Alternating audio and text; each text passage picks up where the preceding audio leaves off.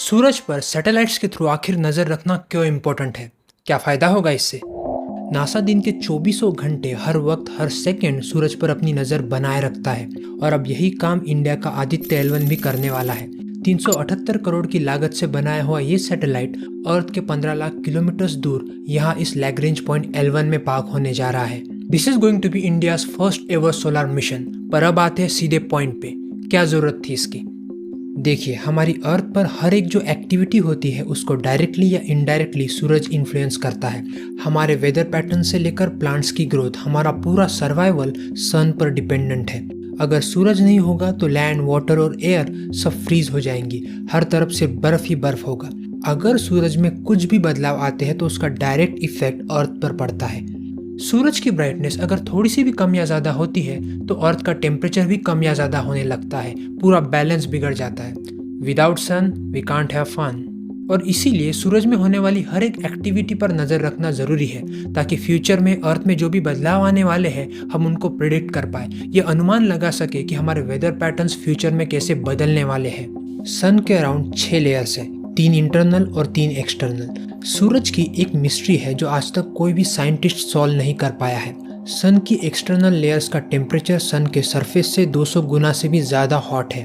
पूरे वर्ल्ड में सूरज के सबसे पास जाने वाला अगर कोई डिवाइस है तो वो है पार्कर सोलर प्रोब, जो मनुष्य द्वारा बनाया गया आज तक का सबसे फास्टेस्ट मूविंग डिवाइस है। वो लगभग 7 लाख किलोमीटर पर आवर की मैक्सिमम स्पीड से ट्रैवल कर सकता है। इतनी स्पीड से अगर आप ट्रैवल करो तो दिल्ली से टोक्यो जाकर वापस आ सकते हो 1 मिनट में। पार्कर सोलर प्रोब का सबसे इम्पोर्टेंट ऑब्जेक्टिव है सोलर विंड्स को स्टडी करना। ये सोलर विंड्स स्पेस के वेदर में जियोमैग्नेटिक तूफान पैदा कर सकते हैं। ऐसे ही एक जियोमैग्नेटिक तूफान ने 2022 में स्पेसएक्स के 40 स्टारलिंक सैटेलाइट्स को डिस्ट्रॉय करके $50 मिलियन का नुकसान कर दिया था। आज तक कोई भी सोलर विंड्स की मिस्ट्री को सॉल्व नहीं कर पाया है। I hope Parker solar probe ये कर पाए।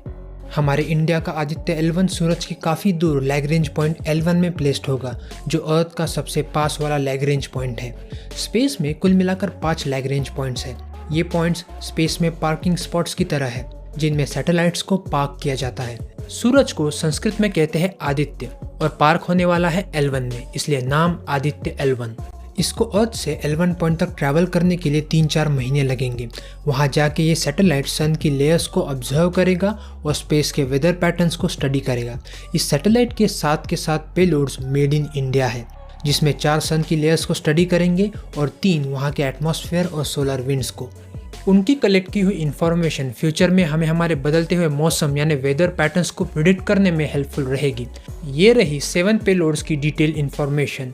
See you soon in the next episode of eclectic Bharat. हम इक्लेक्टिक भारत पर इंडिया से रिलेटेड वर्ल्ड हिस्ट्री, जियोपॉलिटिक्स और वर्ल्ड अफेयर्स पर इंफॉर्मेटिव डॉक्यूमेंट्रीज बनाते हैं। Stay tuned.